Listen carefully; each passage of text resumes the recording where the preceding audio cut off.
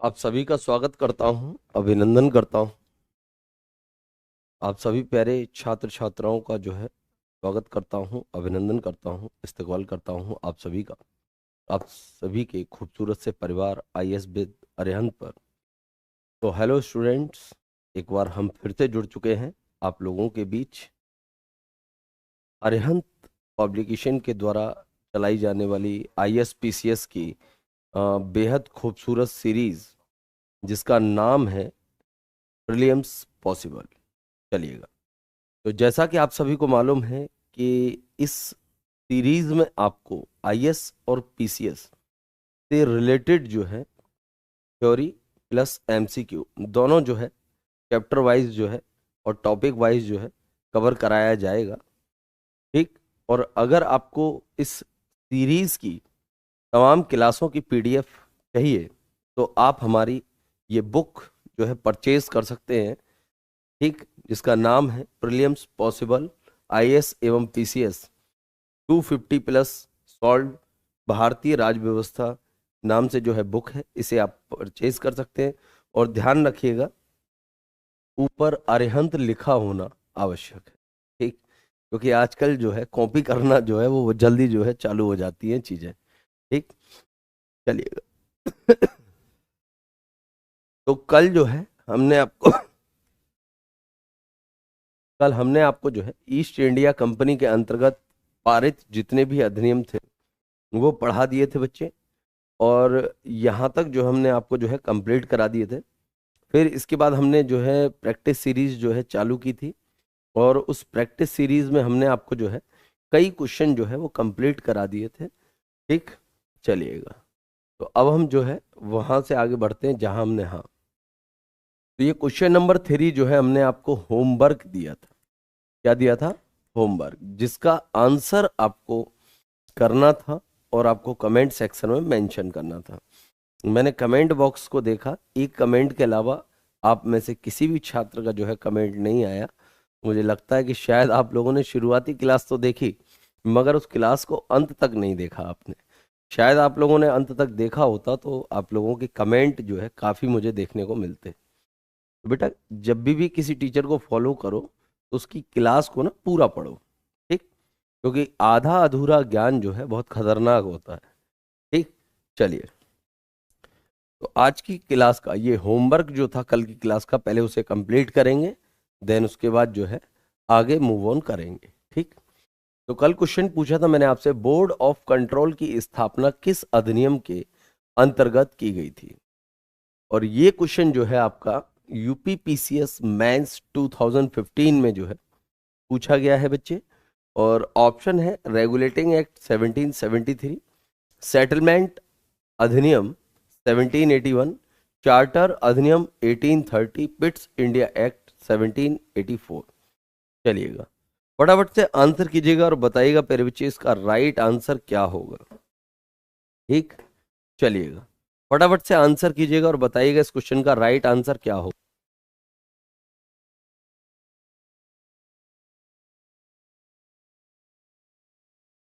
चलिए, बहुत बढ़िया, लाजवाब।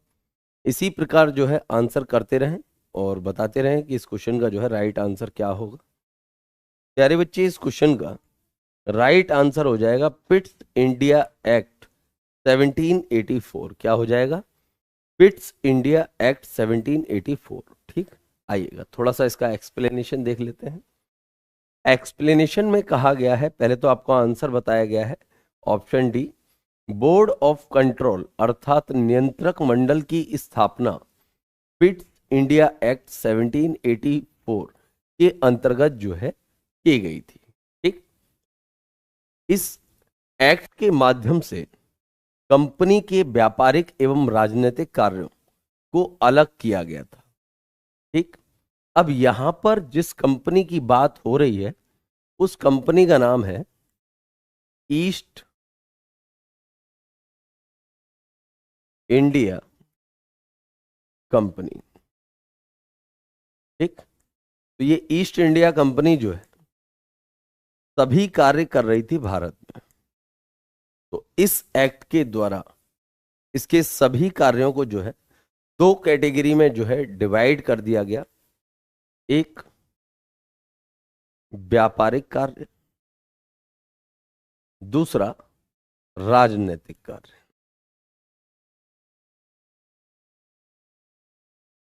राजनीतिक कार्य, तो इस तरीके से जो है डिवीजन कर दिया गया इस पिट्स इंडिया एक्ट 1784 के द्वारा। राजनीतिक कार्यों के लिए ब्रिटेन में 6 सदस्यीय एक बोर्ड ऑफ कंट्रोल बनाया गया, अर्थात इन राजनीतिक कार्यों को देखने के लिए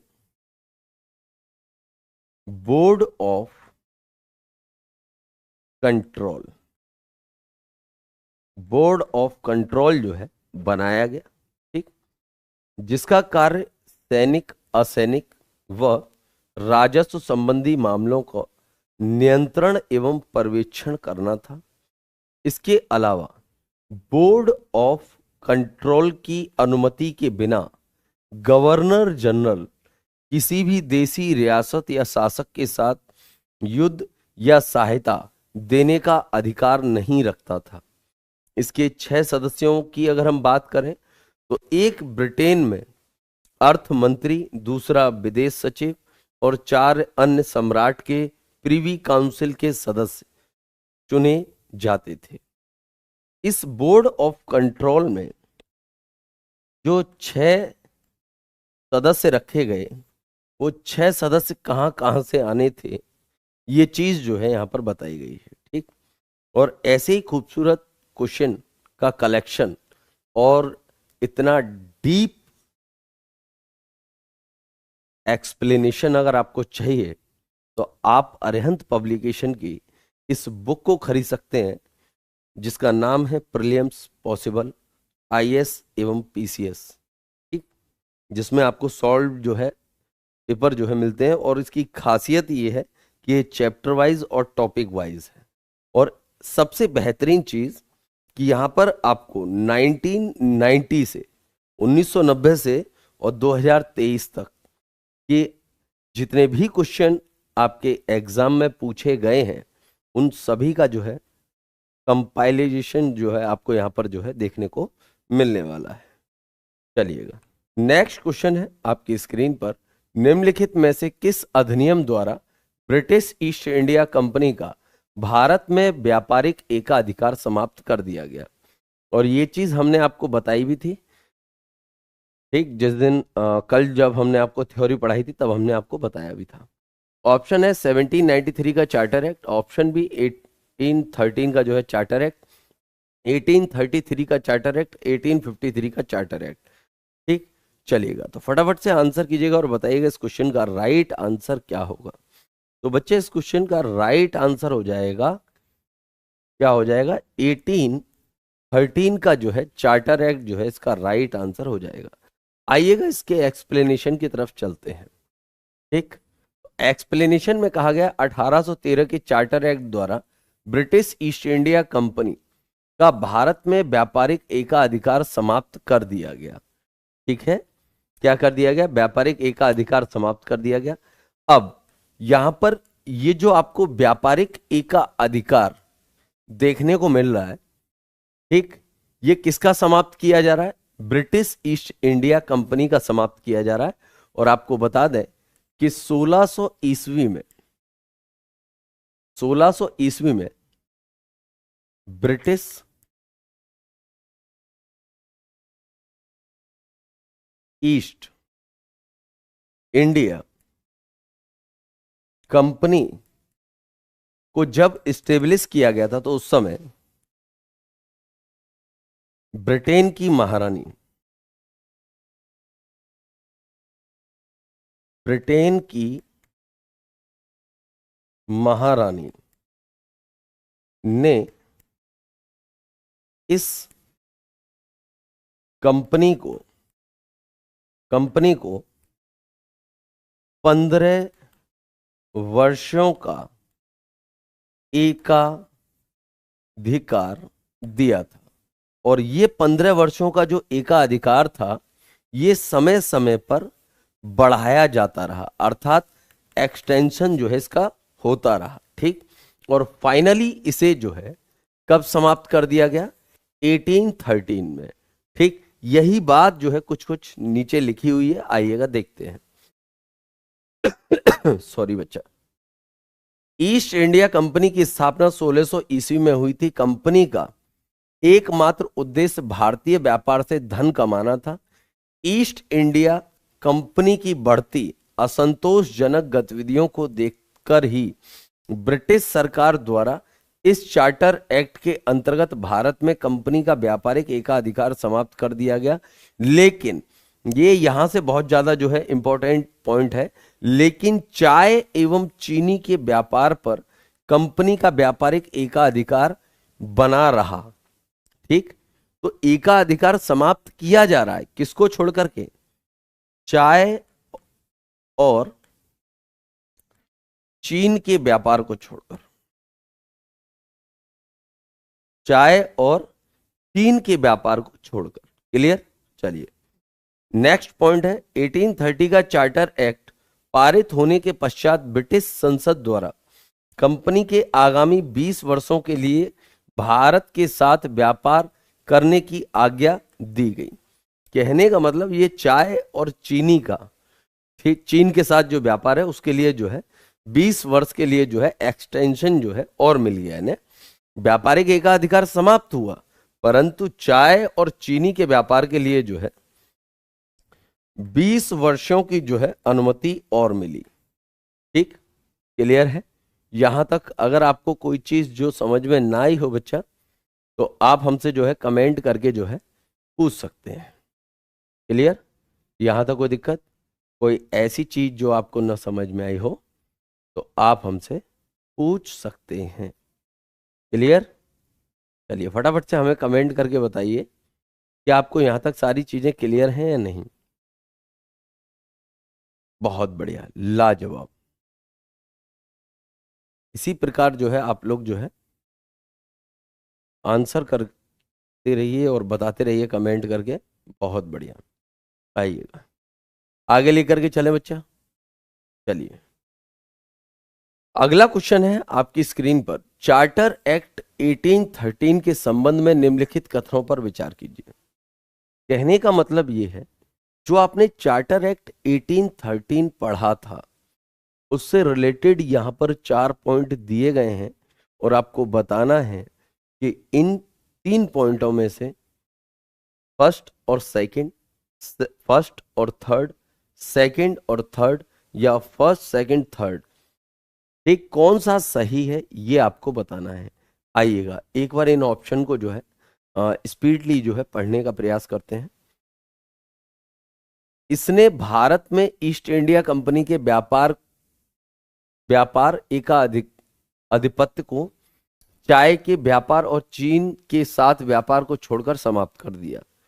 तो आई थिंक ये पॉइंट तो सही है। क्या है? ये पॉइंट तो सही है, क्योंकि अभी हमने जो है लास्ट क्वेश्चन जो अटेम्प्ट किया था उसमें ये चीज क्लियर थी। क्लियर है? चलिएगा आगे लेकर के चलते हैं। अगला कह रहा है कि इसने कंपनी द्वारा अधिकार में लिए गए भारतीय राज्य क्षेत्र पर ब्रिटिश शासन या क्राउन की संप्रभुता को सुदृढ़ कर दिया। सुदृढ़ का मतलब हो गया कि एक तरीके से ऑक्युपाइड कर लिया उस क्षेत्र को, जिस क्षेत्र पर भारत में ब्रिटिश ईस्ट इंडिया कंपनी जो है शासन कर रही थी उसको जो है क्राउन के अधीन ले आए। ठीक, तो आई थिंक ये भी जो है एकदम सही है। अगला है कि भारत का राजस्व अब ब्रिटिश संसद के नियंत्रण में आ गया था। ठीक, तो मुझे नहीं लगता कि ये सही होगा। ठीक, क्योंकि भारत का राजस्व संपूर्ण रूप से तो ब्रिटेन की संसद के हाथ में नहीं आया था, वो अभी भी जो है ब्रिटिश ईस्ट इंडिया कंपनी के ही हाथ में था। ठीक, क्लियर है? तो इस क्वेश्चन का राइट आंसर क्या हो जाएगा? फर्स्ट और सेकंड जो है इसका राइट आंसर हो जाएगा। क्या हो जाएगा? फर्स्ट और सेकंड जो है इसका राइट आंसर हो जाएगा। आइएगा देख लेते हैं इस क्वेश्चन का राइट आंसर। तो यहां पर आंसर ए है। चार्टर एक्ट 1813 के संबंध में कथन फर्स्ट और सेकंड सही है, जैसा कि हमने आपको बताया क्वेश्चन के माध्यम से। इस चार्टर एक्ट ने भारत में ईस्ट इंडिया कंपनी के व्यापार एकाधिपत्य को चाय के व्यापार और चीन के साथ व्यापार को छोड़कर समाप्त कर दिया, जैसा कि हमने आपको बताया था। ठीक, सर्वप्रथम इस एक्ट में ब्रिटिश अधिकार वाले क्षेत्र को परिभाषित किया गया।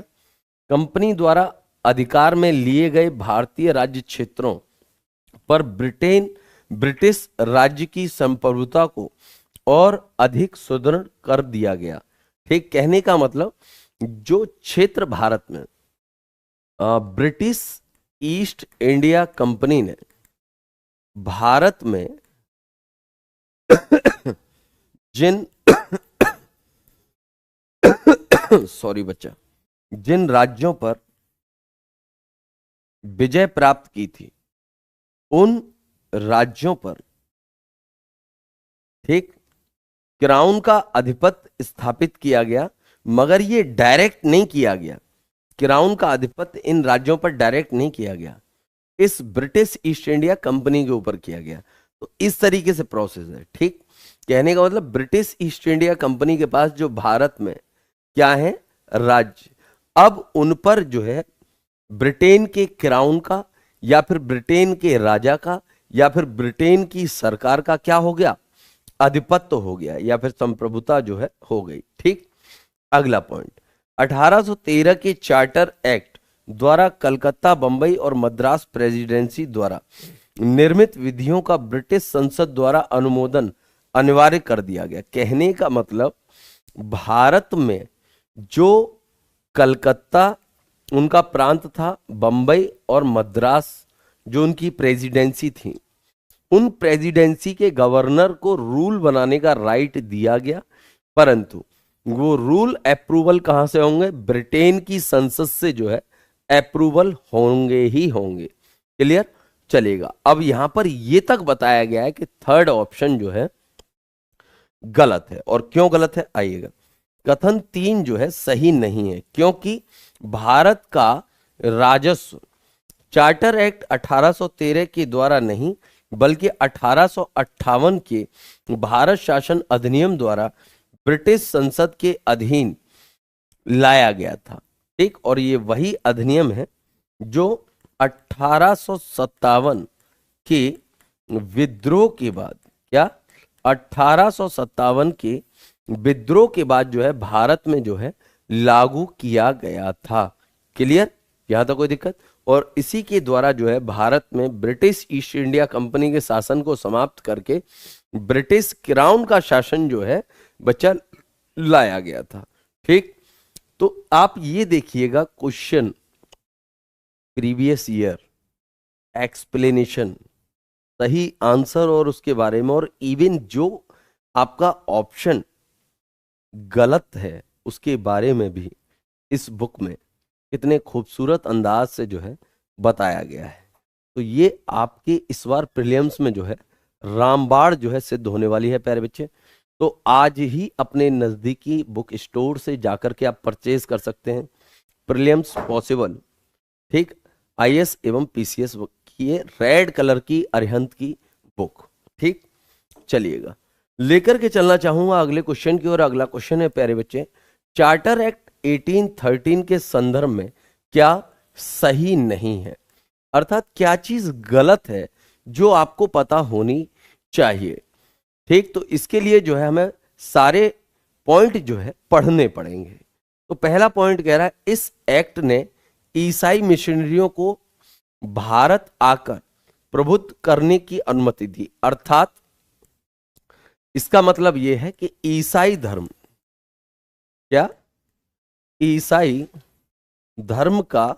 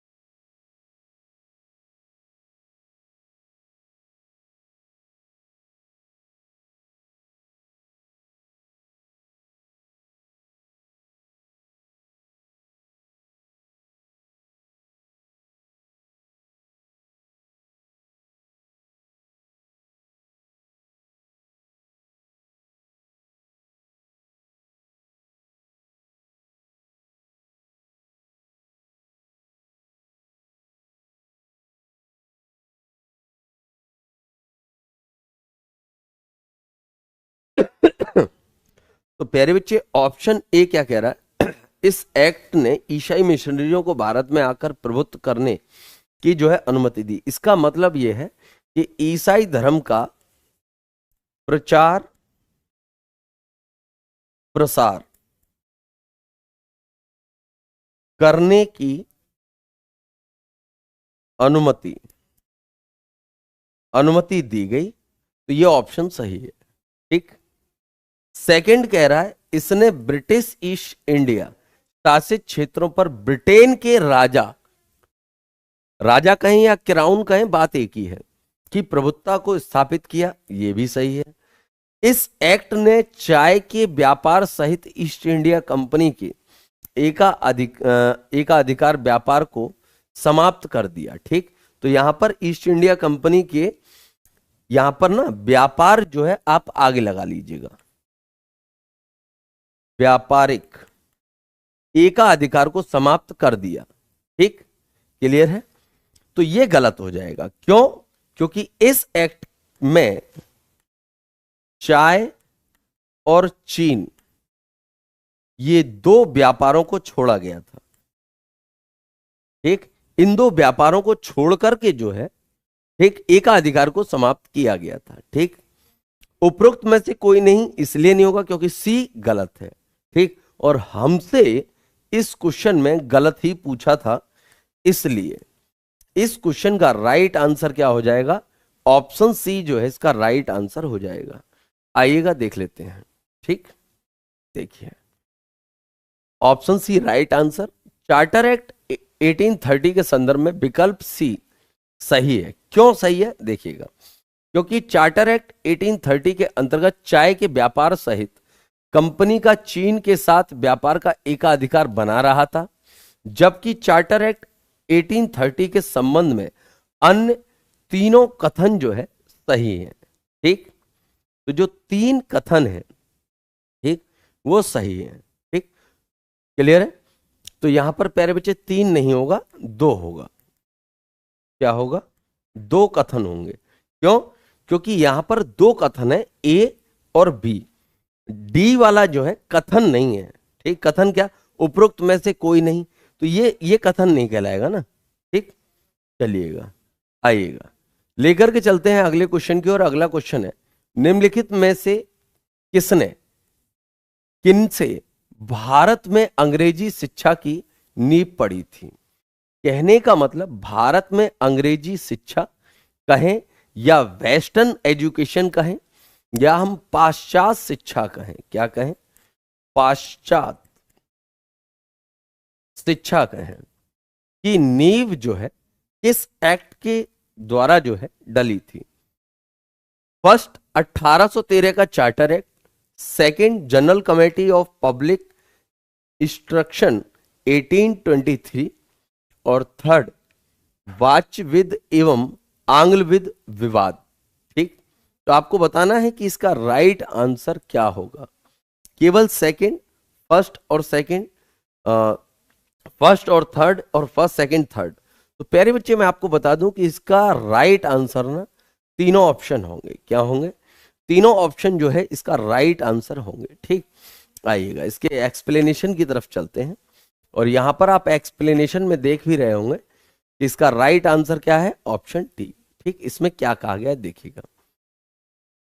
भारत में अंग्रेजी शिक्षा की नींव 1813 के charter act, general committee of public instruction और 1823 और प्राच्यविद एवं आंग्लविद विवाद द्वारा जो है पड़ी।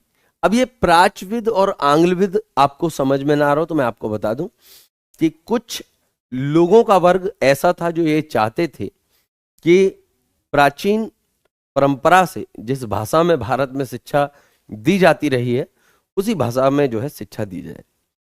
आंग्लविद जो पाश्चात्य शिक्षा के पक्षधर थे, ठीक, जो वेस्टर्न एजुकेशन को इंडिया में लाना चाहते थे, और वो इसलिए लाना चाहते थे क्योंकि उन्हें इंडिया में रूल करना था।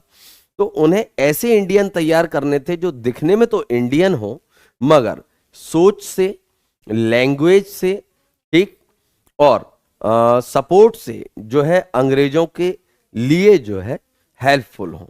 ठीक, तो ऐसा एक उन्हें जो है बुद्धिजीवी वर्ग जो है तैयार करना था, इसलिए उन्होंने फाइनली जो है वेस्टर्न एजुकेशन को जो है बढ़ावा दिया। आइएगा आगे देखिएगा। ईस्ट इंडिया कंपनी के ओरिएंटल शिक्षा की प्रचलित प्रणाली को प्रोत्साहित किया और पश्चिमी शिक्षा, जिसे मैं पाश्चात्य शिक्षा कह रहा हूं बार बार, वेस्टर्न एजुकेशन, ठीक, तो पश्चिमी शिक्षा तथा अंग्रेजी भाषा को बढ़ावा दिया गया। जैसा कि मैंने अभी आपको बताया 1833 के चार्टर एक्ट में भारत में अंग्रेजी शिक्षा के प्रसार प्रसार के लिए जो है 1 लाख का जो है प्रावधान किया गया।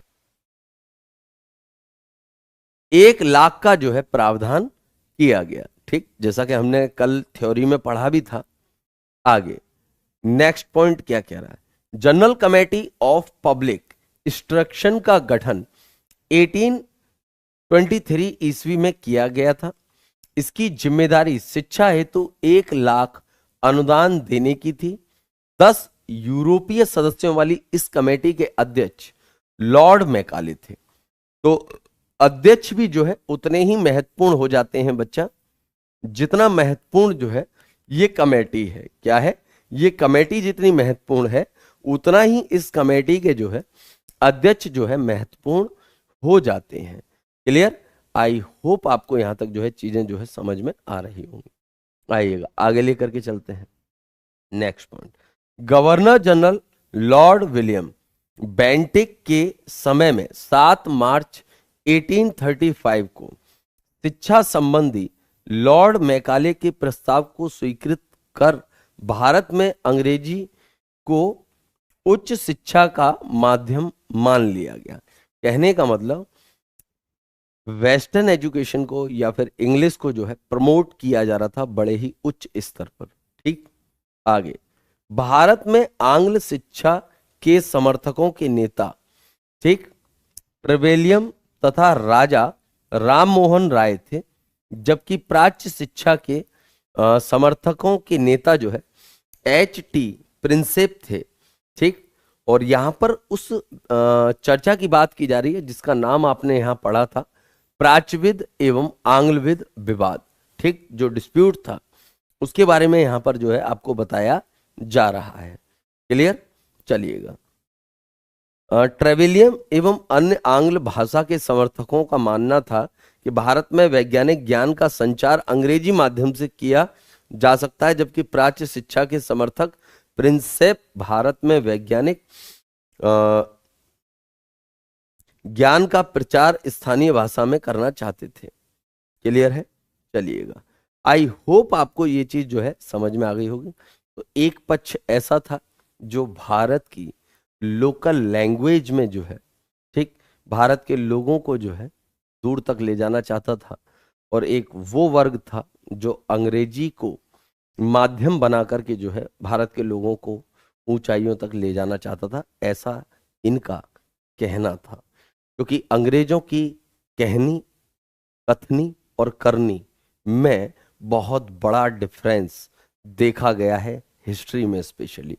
ठीक, अंग्रेजों ने जो कहा वो कभी किया नहीं। जैसे फॉर एग्जाम्पल आपको देना चाहूं तो अवध एक ऐसी देसी रियासत थी जिसने लॉर्ड बेलेजली की सहायक संधि पर सिग्नेचर किए थे, फिर भी उस अवध को जबरदस्ती कुशासन का आरोप लगा करके जो है लॉर्ड डलहौजी ने ब्रिटिश शासन में मर्ज कर लिया था। तो ये एक वो एग्जाम्पल है जो हमें ये बताता है कि अंग्रेजों की कथनी, जो कहने का तरीका था और जो करने की शैली थी वो बिल्कुल डिफरेंट थी। इसके अलावा आप बंगाल में शुजाउद्दौला के साथ अलीनगर की संधि देखते हैं। ठीक, और वो अलीनगर की संधि के बाद रॉबर्ट क्लाइव जो है शुजाउद्दौला के ऊपर ब्लेम लगाता है कि आपने अलीनगर की संधि को क्रॉस किया है, फिर जो है युद्ध प्रारंभ होता है। तो ऐसे हजारों जो है एग्जाम्पल हैं जो हमें इतिहास में ये बताते हैं कि अंग्रेज जो कहते थे वो करते नहीं थे, और जो उन्हें करना होता था वो कभी कहते नहीं थे। क्लियर, चलिएगा लेकर के चलना चाहूंगा पैर बच्चे अगले क्वेश्चन की ओर। अगला क्वेश्चन है, निम्न अधिनियमों में से किस एक में भारतीयों को पहली बार कम से कम सैद्धांतिक रूप से ब्रिटिश भारतीय प्रशासन में उच्च पदों पर प्रवेश की अनुमति दी गई। यहां पर आपको कई जो है एक्ट जो है देखने को मिल रहे हैं बच्चा। ठीक, तो फटाफट से आंसर कीजिएगा और बताइएगा इस क्वेश्चन का राइट आंसर क्या होगा। ऑप्शन ए है आपके सामने चार्टर एक्ट 1813, ऑप्शन बी है चार्टर एक्ट 1833, ऑप्शन सी है चार्ल्स वुड एजुकेशन डिस्पैच 1854 और ऑप्शन डी है इंडियन काउंसिल एक्ट 1861। और इसका राइट आंसर क्या हो जाएगा? Option B charter act 1833। ठीक, आइएगा इसके बारे में थोड़ा सा जान लेते हैं। ठीक, चार्टर एक्ट 1833 में भारतीयों को पहली बार कम से कम सैद्धांतिक रूप से ब्रिटिश भारतीय प्रशासन में उच्च पदों पर प्रवेश की अनुमति दी गई थी। कहने का मतलब ब्रिटिश ईस्ट इंडिया कंपनी का जो भारत में शासन चल रहा था, भारत में जो शासन चल रहा था, उस शासन में उच्च पदों पर, क्या उच्च पदों पर भारतीयों को भी जो है अपॉइंट किया जाएगा, ऐसा इस एक्ट में कहा गया था। ठीक, और स्पेशली कहां पर कहा गया था? तो इस एक्ट की महत्वपूर्ण धारा थी धारा 87। इसके अनुसार किसी भी भारतीय अथवा सम्राट की देशज प्रजा को केवल अपने धर्म, जन्म स्थान, वर्ण इनमें से किसी एक के भी कारण कंपनी के अधीन किसी स्थान, पद, सेवा का मतलब रोजगार के लिए जो है अयोग्य नहीं माना जाएगा। इस चार्टर एक्ट को सेंट हेलेना एक्ट भी जो है कहा जाता है। क्लियर? आई होप आपको यहां तक जो है चीजें जो है बच्चा समझ में आ गई होंगी। अगर कोई चीज आपको ना समझ में आई हो तो आप हमसे पूछ सकते हैं। ठीक, कमेंट सेक्शन के द्वारपट आपके लिए खुले हुए हैं। क्लियर है? चलिएगा यहां तक कोई दिक्कत, कोई परेशानी आप में से किसी भी स्टूडेंट को, तो बच्चे कमेंट बॉक्स में जो है आप कमेंट करके जो है पूछ सकते हैं। चलिए अगला क्वेश्चन है आपके सामने, निम्नलिखित में से किस एक एक्ट द्वारा बंगाल के गवर्नर जनरल को भारत के गवर्नर जनरल के रूप में अभिहित किया गया? अभिहित का मतलब होता है नियुक्त किया गया। ठीक, क्या नियुक्त किया गया?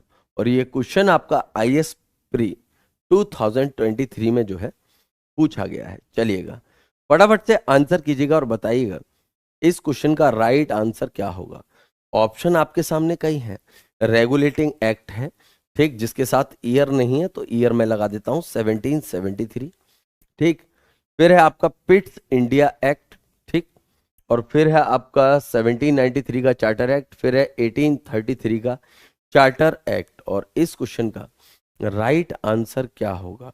चलिएगा फटाफट से आंसर कीजिएगा और बताइएगा इस क्वेश्चन का राइट आंसर क्या होगा। चलिए फटाफट से। तो ये पिट्स इंडिया एक्ट कब आया था बच्चे? तो ये आया था आपका 1784 में। कब आया था? 1784 में आया था। इसकी भी ईयर जो है यहाँ पर नहीं लिखी गई है। ठीक, कोई दिक्कत नहीं है, हमने दोनों ईयर जो है वो मेंशन कर दिए हैं।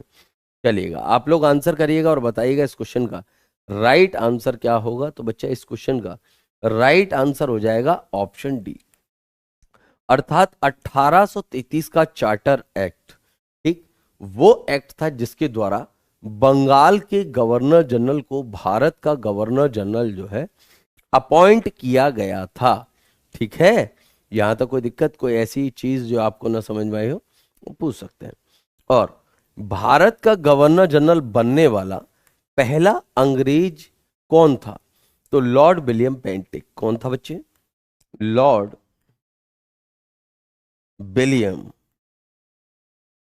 William Bentinck. कौन था प्यारे बच्चे? बेंटिक उसका नाम था। ठीक है, बेंटिक। ठीक, क्लियर है? आइएगा इस क्वेश्चन के एक्सप्लेनेशन की ओर चलते हैं। सॉरी, 1833 के चार्टर एक्ट द्वारा बंगाल के गवर्नर जनरल को भारत के गवर्नर जनरल के रूप में अभिहित किया गया, अर्थात नियुक्त किया गया। ठीक, इसके अलावा इसके पूर्व 1773 के रेगुलेटिंग एक्ट के द्वारा बंगाल के गवर्नर को बंगाल का गवर्नर जनरल बना दिया गया। अर्थात यहां पर यह कहा जा रहा है कि बंगाल में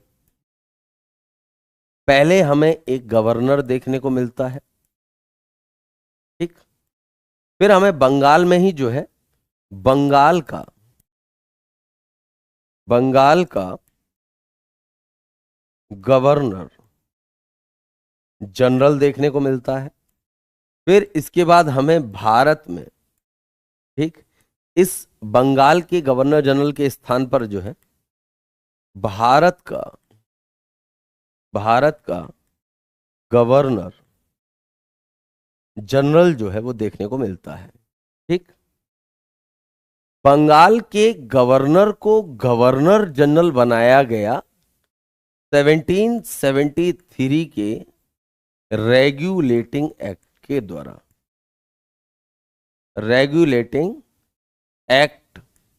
द्वारा, ठीक। और बंगाल के गवर्नर जनरल को भारत का गवर्नर जनरल बनाया गया चार्टर एक्ट 1833 के द्वारा, ठीक। ये बात जो है इस थ्योरी में जो है कवर की गई है। आइएगा आगे जो है आपको बता देते हैं, ठीक। गवर्नर जनरल जो है बना दिया गया तथा बंबई मद्रास प्रेसिडेंसी को इसके अधीन कर दिया गया था। 1773 के रेगुलेटिंग एक्ट की बात हो रही है यहां पर, ठीक। फिर आता है 1833 के चार्टर एक्ट के अंतर्गत लॉर्ड विलियम बेंटिक को भारत का पहला गवर्नर जनरल बनाया गया, जैसा कि मैंने आपको बताया था अभी, ठीक। इसके अलावा इस एक्ट के अंतर्गत एक गवर्नर जनरल और उसकी विधायी परिषद को संपूर्ण ब्रिटिश भारत के लिए विशेष विधायी शक्तियों का मतलब विधि का निर्माण अर्थात लॉ या कानून बनाने का जो है स्पेशल राइट जो है वो दिया गया था। इस एक्ट के अंतर्गत पहली बार गवर्नर जनरल की सरकार को भारत सरकार और उसकी परिषद को भारत परिषद के रूप में माना गया। क्लियर? आई होप यहां पर जो है आपको ये तमाम पॉइंट जो है समझ में आ गए होंगे।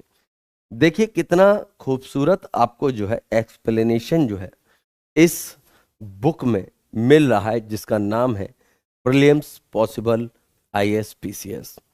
तो आप इस बुक को जो है परचेज कर सकते हैं, जो चैप्टर वाइज और टॉपिक वाइज है, और जिसमें 1919 से लेकर के 2023 तक जो है क्वेश्चन का जो है बेहतरीन एक्सप्लेनेशन जो है आपको मिल रहा है। ठीक, चलिएगा देखते हैं इसमें नॉलेज प्लस क्या है। तो 1803 के चार्टर एक्ट के द्वारा कंपनी का व्यापारिक एकाधिकार पूर्णतः समाप्त कर दिया गया।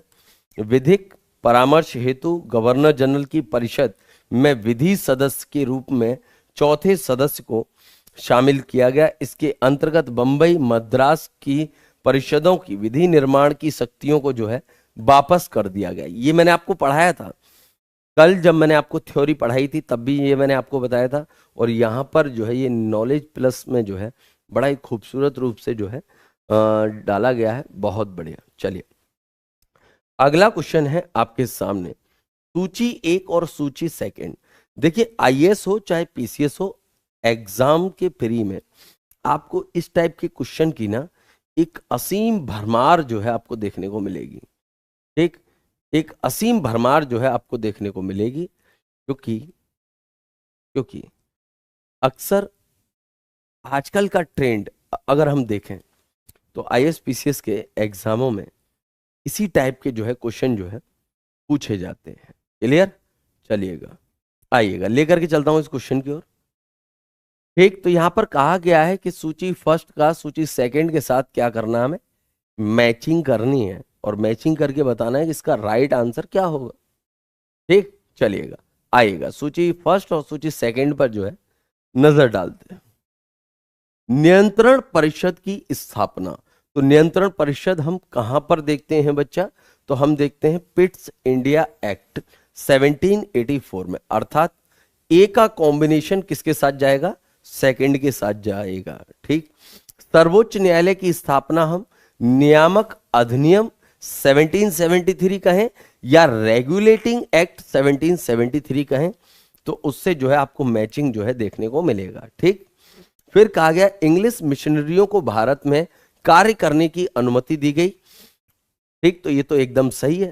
क्यों? क्योंकि ये अनुमति जो है चार्टर अधिनियम 1813 के द्वारा जो है दी गई थी। तो इसका कॉम्बिनेशन क्या हो जाएगा? 3। ठीक, फिर कह रहा है गवर्नर जनरल की परिषद में कानूनी सदस्य की नियुक्ति की गई थी, और अभी आपको जस्ट अभी बताया है। ठीक, चार्टर अधिनियम 1833 में जो है ये काम किया गया था। देखिए यहां पर जो है नॉलेज प्लस में आपको बताया था। ठीक, क्लियर है? तो इसका जो है मैचिंग क्या हो जाएगा? 4 जो है इसका मैचिंग हो जाएगा। तो आंसर क्या हो जाएगा? सेकंड, फर्स्ट, थर्ड, फोर्थ जो है इसका आंसर हो जाएगा। देखते हैं सेकंड की शुरुआत जो है आपको कहां से देखने को मिल रही है। तो ऑप्शन बी में सेकंड दिखाई दे रहा है, फिर फर्स्ट दिखाई दे रहा है, थर्ड, फोर्थ। तो इसका राइट आंसर क्या हो जाएगा बच्चे? ऑप्शन बी जो है इसका राइट आंसर हो जाएगा। आइएगा देख लेते हैं। तो जैसा कि आपको बताया गया वैसा ही जो है एक्सप्लेनेशन में आपको जो है देखने को मिल रहा है। तो इसका राइट आंसर क्या हो जाएगा? ए का मिलान जो है 2 से हो जाएगा, बी का मिलान फर्स्ट से, सी का थर्ड से, फोर्थ, डी का जो है फोर्थ से। क्लियर? आइएगा हर पॉइंट पर जो है यहाँ पर हम कह सकते हैं पैराग्राफ वाइज जो है बात की गई है, हर पॉइंट पर, हर ऑप्शन पर। आइएगा देखिएगा। नियामक अधिनियम या रेगुलेटिंग एक्ट 1773 के उपबंधों के अंतर्गत कलकत्ता में एक सर्वोच्च न्यायालय की स्थापना 1774 में की गई थी, आपको और हम सभी को पता है। जिसके मुख्य न्यायाधीश कौन थे? सर एलिजा इम्पे थे। ठीक, क्लियर? चलिएगा नेक्स्ट है पिट्स इंडिया एक्ट 1784 के द्वारा कंपनी के राजनीतिक तथा आर्थिक क्रियाकलापों को अलग कर दिया गया तथा उसके राजनीतिक क्रियाकलापों पर नियंत्रण एवं पर्यवेक्षण हेतु जो है इंग्लैंड में एक 6 सदस्यीय नियंत्रण मंडल की स्थापना की गई। ठीक, फिर नेक्स्ट है चार्टर एक्ट 1830 में भारत में इंग्लिश मशीनरियों को जो है यहाँ पर जो है ईसाई धर्म का प्रचार प्रसार करने की अनुमति दी गई। इसके अलावा वेस्टर्न एजुकेशन पर 1 लाख रुपए खर्च करने का भी जो है प्रावधान किया गया। नेक्स्ट है आपके सामने चार्टर अधिनियम 1833 द्वारा जो है गवर्नर जनरल की परिषद में एक कानूनी सदस्य के रूप में चौथे सदस्य को शामिल किया गया था। इस एक्ट के द्वारा भारतीय कानूनों को संचित व संहिताबद्ध करने तथा सुधारने की भावना से एक विधि आयोग की भी नियुक्ति की गई थी। क्लियर? तो यहां पर जो है आपको सारी चीजें जो है समझ में आ रही होंगी बच्चा। चलिए नेक्स्ट क्वेश्चन है आपके सामने, सिविल सेवकों की भर्ती एवं चयन हेतु खुली प्रतियोगिता परीक्षा की व्यवस्था किस अधिनियम के अंतर्गत की गई थी? ठीक, ऑप्शन है आपके सामने 1853 का जो है चार्टर एक्ट, 1909 का जो है अधिनियम, 1813 का जो है अधिनियम या फिर चार्टर एक्ट, और 1861 का जो है अधिनियम। और इस क्वेश्चन का राइट आंसर क्या हो जाएगा? 1853 का जो है चार्टर एक्ट जो है इसका राइट आंसर हो जाएगा। क्लियर है? चलिएगा लेकर के चलना चाहूंगा इसके आंसर की ओर। तो आइएगा देखिएगा, सिविल सेवकों की भर्ती एवं चयन हेतु नामजदगी के स्थान पर खुली प्रतियोगिता परीक्षा की व्यवस्था 1853 के चार्टर एक्ट के अंतर्गत की गई थी, जैसा कि हमने अभी आपको बताया। ठीक, आइएगा सिविल सेवा परीक्षा में भारतीयों के लिए भर्ती के द्वारा खोल दिए गए, भर्ती के जो है द्वार जो है खोल दिए गए। और 1854 में मैकाले समिति की नियुक्ति भारत में सिविल सेवा के संबंध में की गई थी। क्लियर? तो ये तमाम एक्सप्लेनेशन जो है आपको समझ में आ गया होगा। ठीक, चलिएगा अब प्यारे बच्चे यहां से आगे आपको एक ब्लैंक जो है स्लाइड दिखाई दे रही है। ब्लैंक स्लाइड इसलिए दिखाई दे रही है क्योंकि अब हम जो पढ़ेंगे वो पढ़ेंगे हम ब्रिटिश क्राउन के, क्या ब्रिटिश क्राउन कहें या ताज कहें बात एक ही है। क्राउन की जगह आप ताज वर्ड भी जो है यूज कर सकते हैं। ठीक, तो ब्रिटिश क्राउन के अधीन पारित अधिनियम, अधीन पारित अधिनियम। ठीक है बच्चा, तो अब हम जो है आपको ये टॉपिक जो है पढ़ाने जा रहे हैं। और ब्रिटिश क्राउन या ताज की अगर मैं बात करना चाहूं प्यारे बच्चे, तो इसकी शुरुआत जो है कब से मानी जाती है? ठीक, तो ब्रिटिश क्राउन या ताज का शासन की शुरुआत जो है 1857 के रिवॉल्ट अर्थात विद्रोह के बाद, ठीक, 1858 के एक्ट से मानी जाती है, मानी जाती है। क्लियर है? यहां तक कोई दिक्कत? चलिएगा, आपको बता दूं कि 1853 के चार्टर एक्ट में प्रावधान था कि ब्रिटिश ईस्ट इंडिया कंपनी के विरुद्ध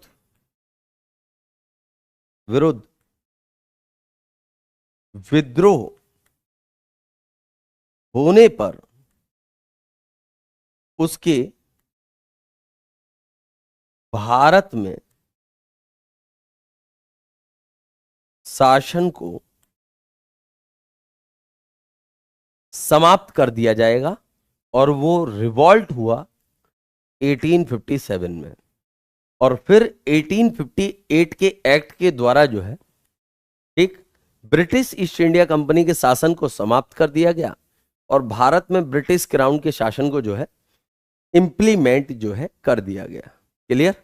चलिएगा, अब आप लोग यहां पर जो है ब्रिटिश ताज के अधिनियम के अंतर्गत कौन कौन से जो है अधिनियम पढ़ेंगे।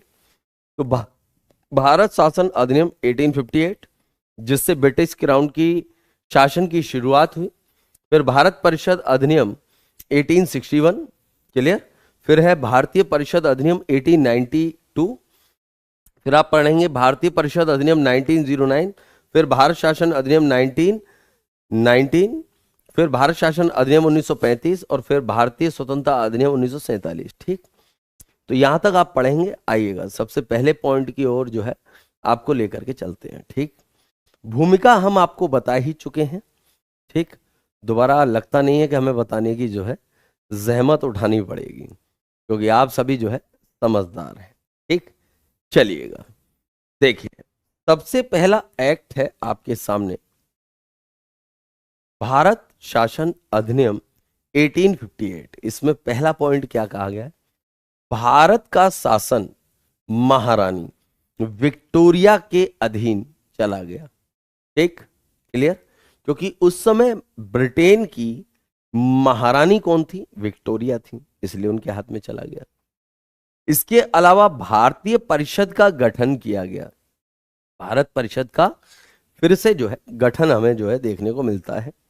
इसके अलावा गवर्नर जनरल का नाम बदल करके वायसराय कर दिया। तो बेटा यहां पर ये थोड़ा सा जो है गलत जो है लाइन जो है मिसप्रिंट हो गया है। ठीक, क्या है? मिसप्रिंट हो गया है।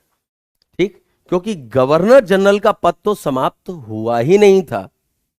ठीक, हां, ये गवर्नर जनरल का पद जो था वो क्राउन के अधीन आ गया था। क्या आ गया था?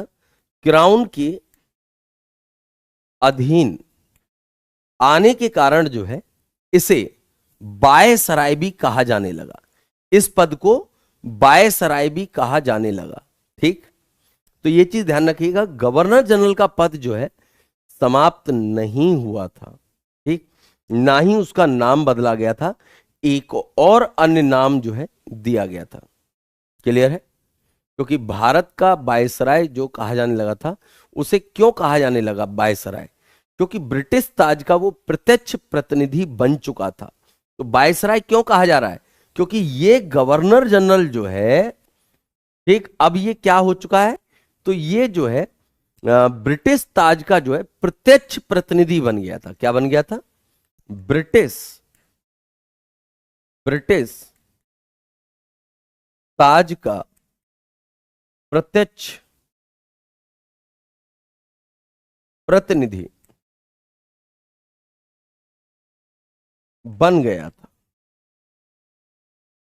था। ठीक, इसलिए इसे वायसराय भी कहा जाने लगा। भारत के गवर्नर जनरल का पद समाप्त नहीं हुआ था, यह ध्यान रखिएगा। ठीक, उस पोस्ट को एक और नाम से जाना जाने लगा, वायसराय। क्लियर? चलिएगा अगला, भारतीय संसद को मैग्ना कार्टा कहा गया। भारतीय संसद को मैग्ना कार्टा कहा गया। क्लियर है? तो यहां पर जो है मुझे इस पॉइंट में जो है थोड़ा सा जो है संशय है।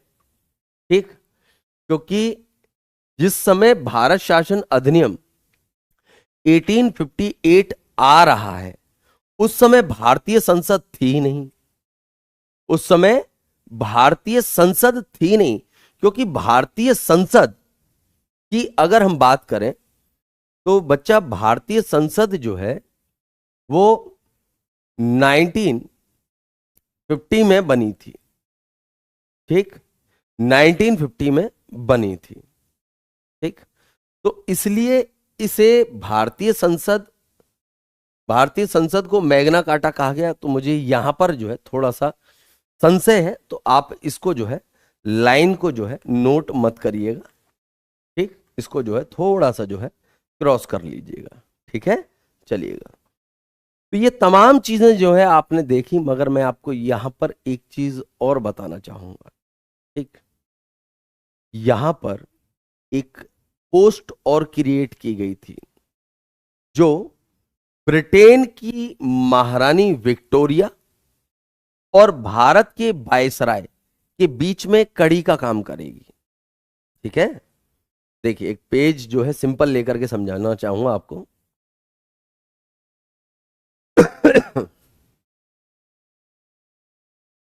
ब्रिटेन की महारानी, ठीक, या महाराज जो भी हो, हालांकि उस समय तो महारानी थी। कौन थी? विक्टोरिया। ठीक, और भारत में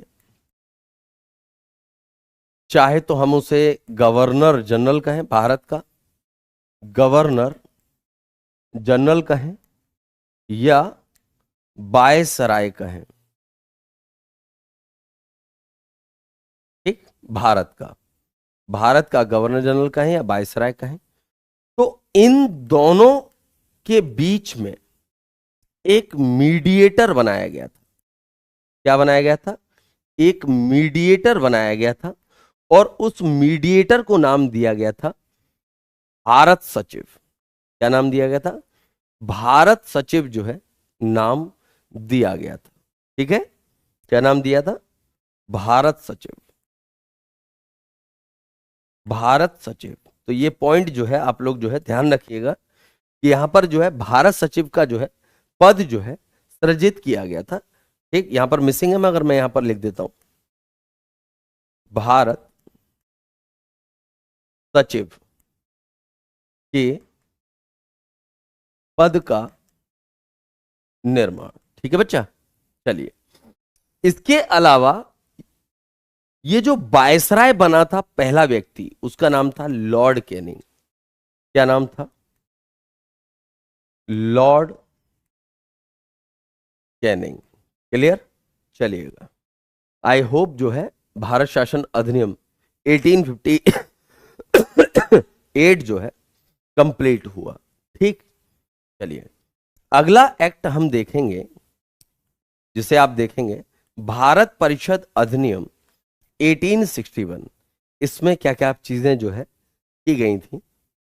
तो प्रांतों में गवर्नर व वायसराय के अधिकारियों में वृद्धि की गई। कहने का मतलब जो भारत में ब्रिटिश क्राउन की मशीनरी काम कर रही थी उसको थोड़ा सा एक्सपेंशन किया गया। उसका एक्सपेंशन जो है किया गया, कहने का मतलब उसको थोड़ा सा विस्तार रूप दिया गया। ठीक, ज्यादा गवर्नर बनाए गए। ठीक, तमाम चीजें। इसके अलावा परिषद की विधायी शक्तियों का विकेंद्रीकरण किया गया। कहने का मतलब जो परिषद थी, भारत परिषद थी, उसकी जो पावर्स थी उनको जो है डिसेंट्रलाइजेशन जो है किया गया। कहने का मतलब बांट दी गई। ठीक, किसी एक के हाथ में नहीं रहेंगी सारी पावर। इसके अलावा विभागीय प्रणाली जो है शुरुआत की गई। जो आप आज की डेट में विभाग देखते हैं ना, रेल मंत्रालय, ठीक, खेल मंत्रालय, आपका जो है परिवहन मंत्रालय, ठीक, पेट्रोलियम मंत्रालय, तो ये मंत्रालय देखते हैं ना, तो ये जो विभागीय प्रणाली है ये इसी एक्ट के द्वारा जो है इंडिया में जो है ठीक डेवलप की गई। तो ये चीजें जो है इसमें बताई गई हैं। ठीक, चलिए इसके बाद अगले एक्ट की बात करें तो अगला एक्ट है भारतीय परिषद अधिनियम 1892। देखिए इसमें क्या कह रहा है। इसमें कहा गया है कि विधान परिषदों में गैर सरकारी सदस्यों की संख्या में वृद्धि की गई। अब ये गैर सरकारी सदस्य कौन से हैं? तो इन्हें हम इंडियंस कह सकते हैं। ठीक, क्लियर है? क्या इंडियंस? ऐसे मेंबर्स जो विधान परिषद के सदस्य नहीं है, ठीक, उनको मेंबर बनाया जाएगा। ठीक, अर्थात हम कह सकते हैं कि इस एक्ट के द्वारा विधान परिषद में भारतीयों की संख्या में जो है बढ़ोतरी जो है हमें देखने को मिलती है। क्लियर? यहां तक कोई दिक्कत? चलिएगा। इसके अलावा बजट पर चर्चा का अधिकार दिया गया। भारत में प्रथम बार चुनाव के तत्व का प्रारंभ हुआ। कहने का मतलब यह है चुनाव जो है हमें जो है देखने को मिलता है। ठीक, मगर ये सीमित रूप से जो हमें देखने को मिलता है, ब्रॉड लेवल पर जो है देखने को नहीं मिलता, क्योंकि ये पहली बार जो है यहां पर इस तरीके का जो है कुछ कर रहे थे। क्लियर? यहां तो कोई दिक्कत? क्लियर है प्यारे बच्चे? कोई ऐसी चीज जो आपको न समझ में आई हो आप हमसे पूछ सकते हैं। ठीक, चलिए नेक्स्ट अधिनियम है भारत परिषद अधिनियम 1909। इसको हम मार्ले मिंटो सुधार के नाम से भी जानते हैं। क्या? मार्ले मिंटो सुधार के नाम से भी जानते हैं। अब यहां पर एक रोचक बात क्या है? यहां पर रोचक बात यह है कि ये दो नामों से बना जो है अधिनियम है। क्लियर है? यहां तक कोई दिक्कत? चलिएगा। तो यहां पर आपको मार्ले जो है कौन देखने को मिलेगा? भारत सचिव। मिंटो जो है वायसराय जो है आपको देखने को मिलेगा। तो उन दोनों के नाम की शुरुआती शब्द जो है इस्तेमाल करके जो है इसे क्या कहा गया है? मार्ले मिंटो सुधार जो है कहा गया है। इसमें पृथक निर्वाचक मंडल का गठन किया गया था केवल मुस्लिमों के लिए। किनके लिए? मुस्लिम्स के लिए। क्लियर? चलिए इसके अलावा मुस्लिमों के लिए सांप्रदायिक प्रतिनिधित्व का जो है प्रावधान किया गया। कहने का मतलब इन दोनों सेंटेंस का मतलब एक ही है। ठीक, पृथक निर्वाचन मंडल का गठन किया गया किन के लिए? मुस्लिम्स के लिए। क्यों किया गया? क्योंकि 1905 में जो है बंगाल विभाजन हुआ, फिर उसके बाद जो है मुस्लिम लीग पार्टी की स्थापना हुई और मुस्लिम लीग पार्टी ने अंग्रेजों के सामने जो है पृथक निर्वाचक मंडल की जो है पृथक निर्वाचक मंडल की जो है मांग उठाई और उस मांग को जो है इस एक्ट के द्वारा जो है पूरा किया गया। क्लियर? चलिए इसके अलावा पूरक प्रश्न पूछने तथा मतदान का अधिकार, और ये किस पर प्रश्न पूछने, पूरक प्रश्न पूछने का अधिकार दिया जा रहा है और मतदान करने का अधिकार दिया जा रहा है? तो ये बजट पर, क्या? बजट पर जो है पूरक प्रश्न पूछने तथा मतदान का जो है अधिकार जो है दिया जा रहा है। किनको दिया जा रहा है? भारतीयों को दिया जा रहा है। किनको दिया जा रहा है बच्चा? भारतीयों को जो है दिया जा रहा है। क्लियर? चलिएगा, आइएगा। नेक्स्ट है आपका भारत शासन अधिनियम 1919। ठीक, इसमें क्या कहा गया है? इसे मॉन्टेग्यू चेम्सफोर्ड अधिनियम के नाम से भी जो है जानते हैं। और यहां पर मॉन्टेग्यू कौन है, चेम्सफोर्ड कौन है? तो वही एक भारत सचिव है और एक वायसराय है, या फिर भारत का गवर्नर जनरल है। क्लियर? चलिए इसके द्वारा क्या क्या किया गया? द्विसदनीय व्यवस्था का गठन किया गया। अब ये द्विसदनीय व्यवस्था जो है ये कहां पर जो है गठन किया गया था इनका? तो प्रांतों सॉरी, प्रांतों में द्विसदनीय व्यवस्था का जो है गठन किया गया। इसके अलावा केंद्रीय लोक सेवा आयोग का जो है गठन किया गया, जिसकी आप लोग जो है प्रिपरेशन कर रहे हैं। ठीक, इसके अलावा कॉमनवेल्थ ऑफ इंडिया का प्रारूप जो है तैयार किया गया। इसके अलावा प्रथम बार केंद्रीय बजट राज्यों के बजट से अलग किया गया। कहने का मतलब राज्यों का बजट अलग होगा और ब्रिटिश, संपूर्ण ब्रिटिश साम्राज्य का जो है बजट जो है अलग होगा। तो बजट को जो है सेपरेट कर दिया गया। जैसे कि आज हम देखते हैं केंद्र सरकार जो है संपूर्ण देश के लिए जो है एक अलग बजट रखती है और राज्य सरकारें जो है राज्य के लिए जो है एक अलग बजट रखती हैं। तो ये चीज भारत में शुरुआत कहां से होती है? तो 1990 के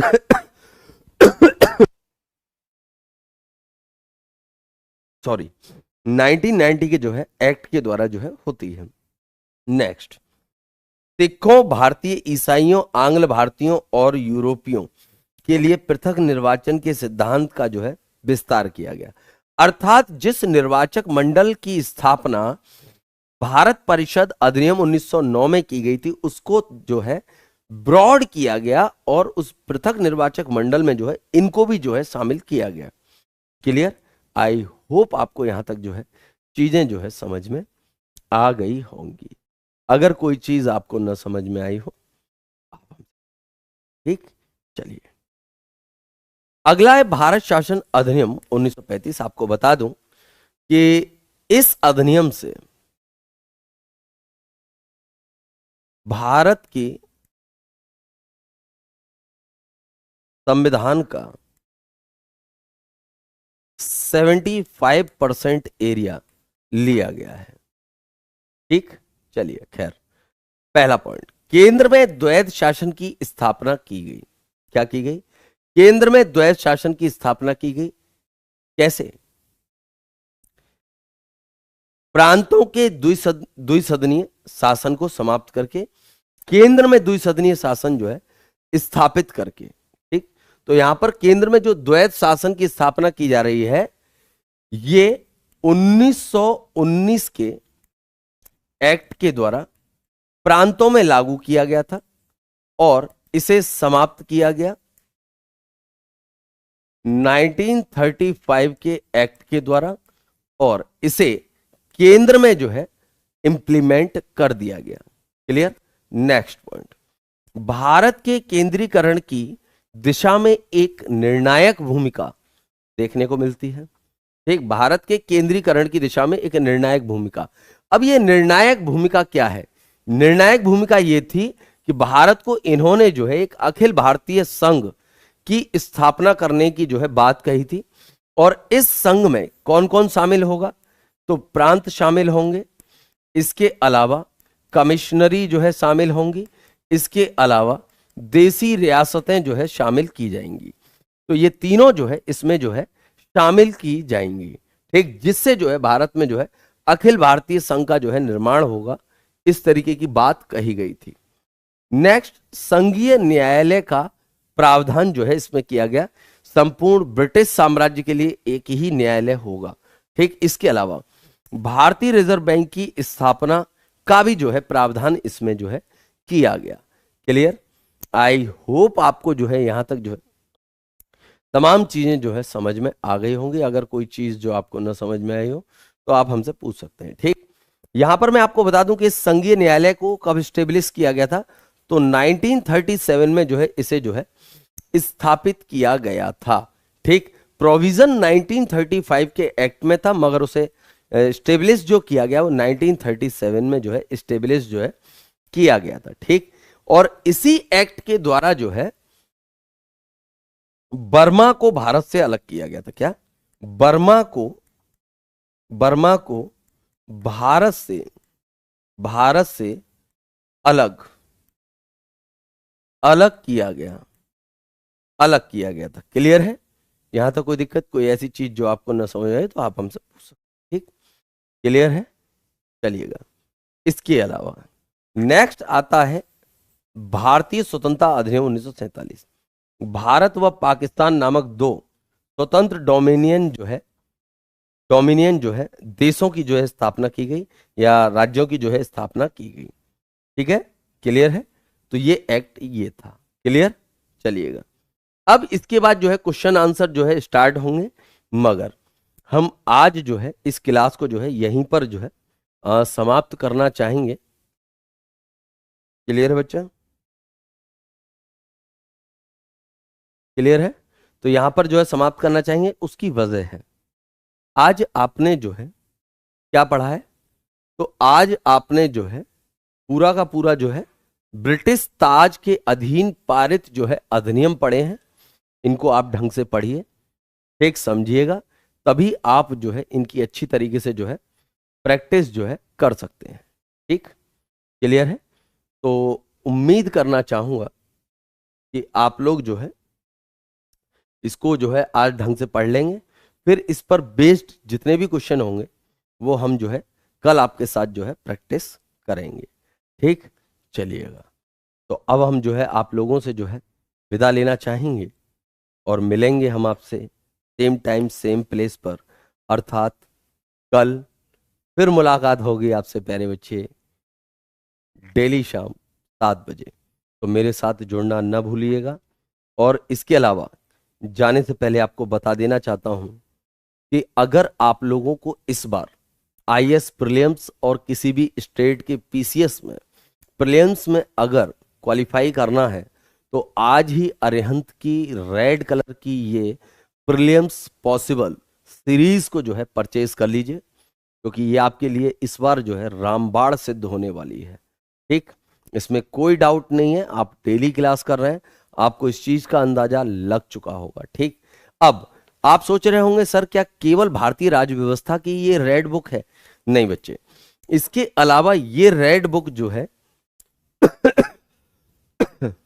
सॉरी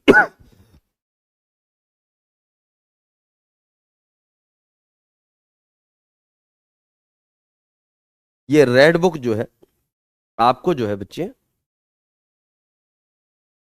एक सेकेंड,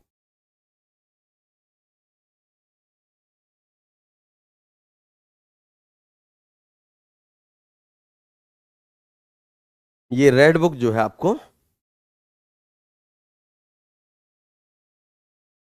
कई सब्जेक्ट की जो है देखने को मिल जाएगी। ठीक, जैसे मैं यहां पर बात करना चाहूं तो भारतीय इतिहास की बात करूं आपसे, तो आपको जो है भारतीय इतिहास की भी जो है ये रेड बुक जो है देखने को मिल जाएगी। ठीक, इसके अलावा ज्योग्राफी, भारतीय राज्य व्यवस्था, भारतीय अर्थव्यवस्था और भारतीय विज्ञान, तो प्रॉपर जो है इस रेड बुक की सीरीज जो है आपको मिलने वाली है। प्रीलिम्स पॉसिबल के नाम से मार्केट में आपको कहीं पर भी मिल जाएगी, मगर ध्यान दीजिएगा बुक के ऊपर आपको ये लोगो और ये नाम अरिहंत, ठीक, एक बार इसे अवश्य देख लें, क्योंकि जब कोई इंसान किसी बेहतर चीज की उत्पत्ति करता है तो उसे कॉपी करने वाले भी जो है हजार हो जाते हैं। ठीक, चलिएगा, तो मैं आपसे जो है विदा लेना चाहूंगा और अब मैं जो है आपसे मिलूंगा अगली क्लास में। तो इस श्रृंखला की ये सभी पुस्तकें बाजार में जो है प्यारे बच्चे उपलब्ध हैं, और आप इन पुस्तकों को जो है एक बार टॉप पे जाकर के देखिएगा, क्योंकि मैं तो अपनी क्लास में आपको जो है पॉलिटी दिखा रहा हूँ, बाकी की जो क्लासें जो है आप देख रहे होंगे तो उनमें जो है आपको हिस्ट्री भी देखने को मिल रही होगी, ज्योग्राफी भी देखने को मिल रही होगी, तमाम जो है देखने को मिल रही होंगी। ठीक, क्लियर है? और हाँ, इस क्लास को ज़्यादा से ज़्यादा शेयर करिएगा और सेशन अगर अच्छा लगा हो तो लाइक भी करिए। चलिए मिलते हैं आपसे नेक्स्ट क्लास में, तब तक सभी प्यारे बच्चों को जय हिंद, जय हिंद, जय हिंद बच्चा।